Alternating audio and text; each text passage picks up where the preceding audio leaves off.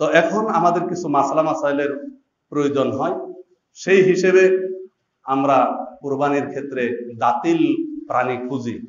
দাতিল যদি না পাওয়া যায়, দাতিলের বয়স হয়েছে, দাঁতের বয়স হয়েছে। যেমন আপনি সাধারণত ছাগল দ্বিতীয় বছরে পদার্পণ করলে, 1 বছর ওভার দ্বিতীয় বছরে পদার্পণ করেছে, এটা দাঁতে সাধারণত এই বয়সের প্রাণী, এটাকে মুসিন্না বলা হয় আরবিতে।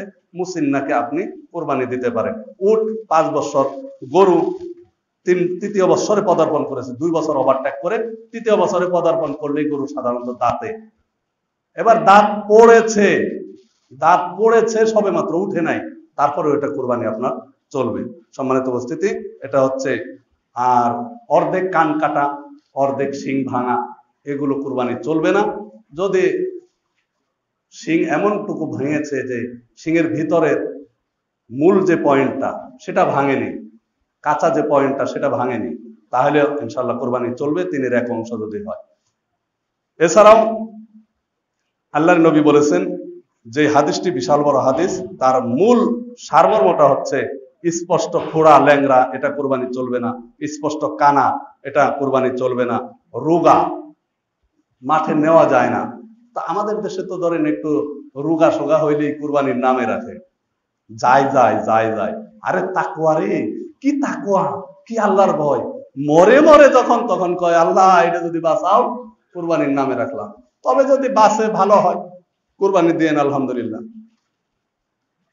তো তারপরে হচ্ছে জীর্ণ শীর্ণ, অর্ধেক কান কাটা, কান ছিদ্র করা।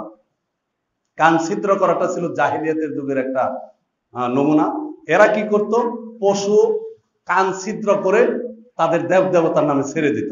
এটা কোনো মুশরিকরা ধরে খাইতো না, বলতো যাই সাবধান, কান ছিদ্র করা আছে মানে কি, বড় দেবতার নামে ছাড়া, কালীর নামে, লক্ষ্মীর নামে, হুবলের নামে, এগুলা ছাড়া ছেড়ে দিয়েছে। এটা উন্মুক্ত খাবে, কেউ ধরবে না, মারবে না, খাবে না। এগুলোকে কুরবানি দেওয়া আল্লাহ নবী নিষেধ করেছেন। তো এগুলোর বিস্তারিত বিবরণের মধ্যে যা পাওয়া যায়, বোঝা যায়, এতটুকুর ভিতরে আপনি দেখে প্রাণী ক্রয় করবেন। এরপরে খাসির কথা অনেকেই প্রশ্ন করে, অনেকেই প্রশ্ন ওঠায়। খাসি যেহেতু নিখুঁত না, ওটাকে খুঁত করে প্রক্রিয়া করা হয়েছে, আল্লাহ নবী সাল্লাল্লাহু আলাইহি ওয়াসাল্লাম এটাকে নিষেধ করেননি, বরং এটা পাঠার চেয়ে আরো সুস্বাদু বিধায় এটা নিখুঁত হিসেবে ধরা হয় না, এটা জায়েজিয়াতের মধ্যে পড়ে। তো